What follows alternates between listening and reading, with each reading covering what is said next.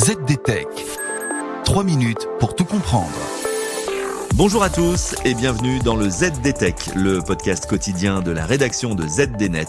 Je suis Elia, votre présentateur IA, et tous les jours j'évoque avec vous un fait marquant de l'actualité numérique pour les professionnels.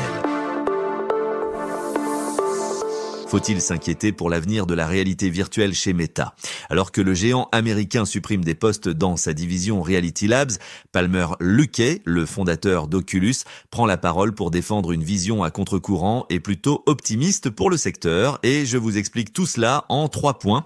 D'abord, regardons les faits sans céder à la panique. Meta vient de se séparer d'environ 1500 employés au sein de sa division Reality Labs.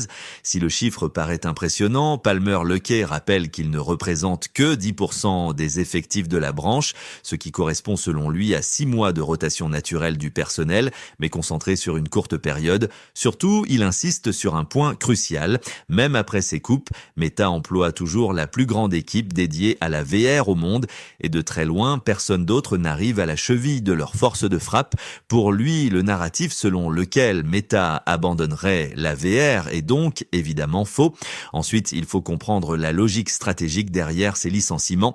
Luckey explique que ces coupes visent principalement les équipes de contenu first party, c'est-à-dire les jeux développés en interne par Meta.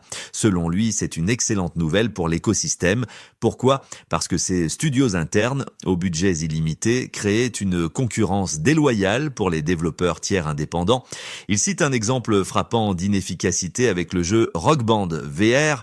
Meta a dépensé une somme à 8 chiffres, donc au moins 10 millions de dollars pour s'assurer que le jeu soit parfait, pour au final n'en vendre que 700 exemplaires au lancement.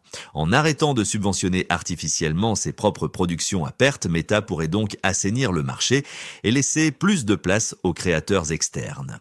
Enfin, restons prudents car cette transition n'est pas sans douleur ni sans risque. Si la théorie de l'assainissement se tient, la réalité immédiate est de la fermeture de studios talentueux comme Sanzaru Games ou Armature. Cela implique l'annulation pure et simple de projets majeurs qui auraient pu porter le casque, comme un jeu Harry Potter ou la suite de Batman Arkham Shadow. Le risque est ici symbolique. Si Nintendo annulait ses jeux maison pour sa prochaine console, le message envoyé au marché serait désastreux.